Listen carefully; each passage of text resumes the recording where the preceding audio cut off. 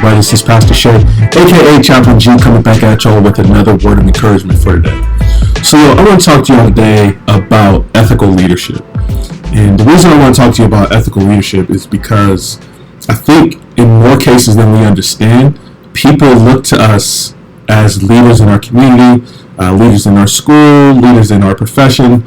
And when we bring the wisdom and knowledge of God with us into these scenarios, the Spirit of God it's attractive. Like, people want to be around it. And so as we step into an environment and the Spirit of God is coming with us, people are looking to us to be the ethical leaders in the places where we are.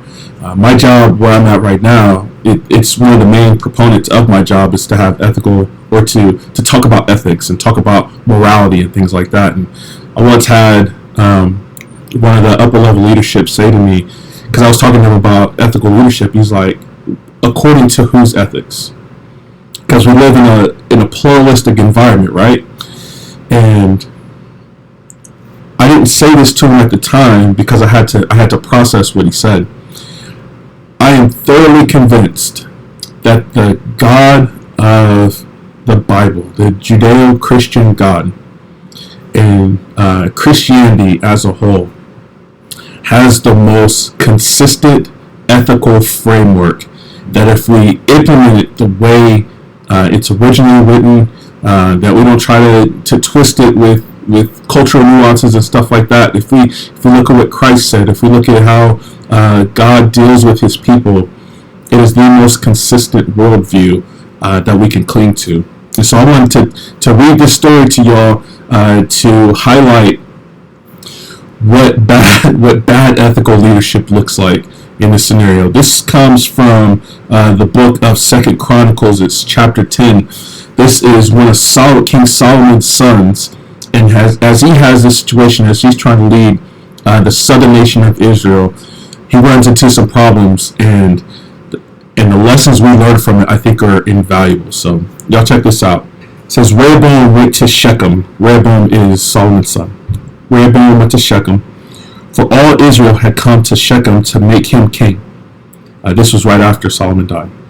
And as soon as Jeroboam, that's one of the proponents of Solomon and of Rehoboam, as soon as Jeroboam the son of Nebat heard of it, for he was in Egypt, where he had fled from King Solomon, then Jeroboam returned from Egypt, and they sent and called him. And Jeroboam and all Israel came and said to Rehoboam, your father made our yoke heavy. Now therefore lighten the hard service your father and his heavy yoke on us, and we will serve you.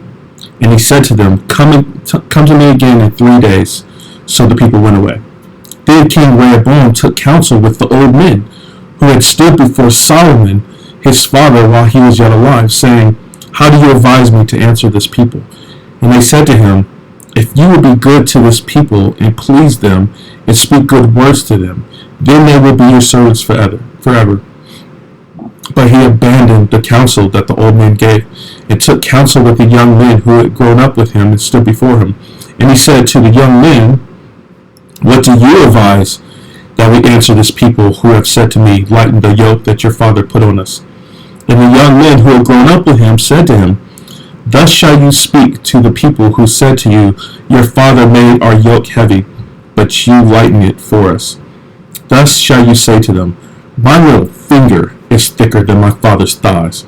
And now, whereas my father laid on you a heavy yoke, I will add to your yoke. My father disciplined you with whips, but I will discipline you with scorpions. So Jeroboam and all the people came to Rehoboam the third day, as the king said, come to me again the third day. And the king answered them harshly, and forsaking the counsel of old men, King Rehoboam spoke to them according to the counsel of the young men, saying, my father made your yoke heavy, but I will add to it. My father disciplined you with whips, but I will discipline you with scorpions. So the king did not listen to the people, for it was a turn of affairs brought about by God, that the Lord might fulfill his word, which he spoke to Ahijah, sometimes y'all, the Shilonite, to Jeroboam the son of Nebat, And when all Israel saw that the king did not listen to them, the people answered the king, "What portion have we in David? We have no inheritance in the son of Jesse. Each of you to your tents, O Israel. Look now to your own house, David." So all Israel went to their tents, but Rehoboam reigned over the people of Israel who lived in the cities of Judah. Then King Rehoboam sent to Hadoram, who was the taskmaster over the forced labor, and the people of Israel stoned him to death with stones. And King Rehoboam quickly mounted his chariot to flee to Jerusalem. So Israel has been in rebellion against the house of David to this day. So here we have a situation where we have a leader, a king who's coming across, and he's just rolling in, trying to get his feet wet, trying to get him up under him, and he has these people of the Labor Party, and Jeroboam is the leader of the Labor Party, right? And they're like, "Yo, your pops, he was kind of hard on us. Like, if you can lessen that, yo, we'll ride with you." And Rehoboam goes to the old men who served under Solomon. So Solomon is known in his Bible of being one of the most, if the not, probably the most wise person in the scriptures as far as kings go. And they go to him. Rehoboam goes to the counselors like, "Yo, what should we do?" And they're like, "Yo, let me know. It's okay. Like, they'll ride with you." But he forgets that, right? And he goes with the dudes that grew up with him, who did not serve under Solomon, who didn't have all this wisdom that they were able to glean from King Solomon. They grew up in that young man mind frame where we'd rather watch the city burn just so our enemies don't get a piece of it. Like they got that mentality around them, right? And they're like, "No, put a heavier yoke on them." And did you see how Solomon? So here's the wisdom, right? Here's what pride does.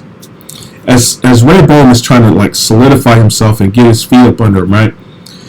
Instead of slow rolling his responsibility, right? That's what like an ethical mind frame would do. An ethical mind frame would say, let's not jostle the people. Let's let them adjust to the king. Their king just died.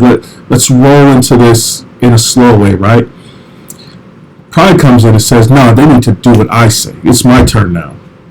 And so he goes in heavy-handed, and the people rebel. And amidst the people rebelling, he says to the people, like, "My father wasn't even anything." Like, he downgrades the reign of his dad so that he can lift up himself. And essentially has the 10 out of the 12 tribes of Israel ripped away from him. And that was a part of one of the prophecies that God gave to Jeroboam, that God was going to tear away 10 of the tribes of Israel away from Rehoboam and give it to Jeroboam. And there's a whole bunch of other stuff that goes with that. But as we look at ethics, as we talk about like what's right and what's wrong in leadership, it is so vitally important. It's so vitally important for us to go in, to look at the people, and to figure out what's going on with the people. Two other things that we see in this. One, Rehoboam starts to mimic the king of Egypt, as the horror stories of how the king of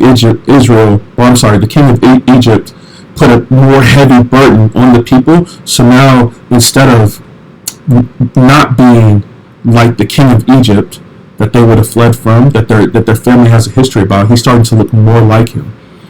Two, as we look at this from a Christian mind frame, right? Jesus is the king over all things. And so, and one of the primary thing that Jesus said of what it looks like in this whole ethical system, he says the first thing is to love God. The second thing is to love your neighbor as if you're loving yourself. We can see from the text, this was not Rehoboam's wisdom. This was not his moral character. That's why we need a better Rehoboam. This is the story of how Christ is better than all those. Well, this is an awesome story. So much nuance that goes along with it. So much depth. But it ultimately, like everything else, the scriptures point to we need a better king. And the better king that the Bible gives us, the better king that history has given us, the better king that God has provided is Jesus in the flesh. So, I love y'all. Hope y'all doing well. Sorry I went a little long today, but this is a cool story.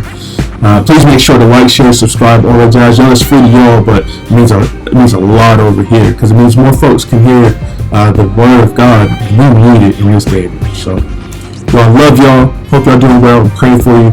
And until next time, grace and peace.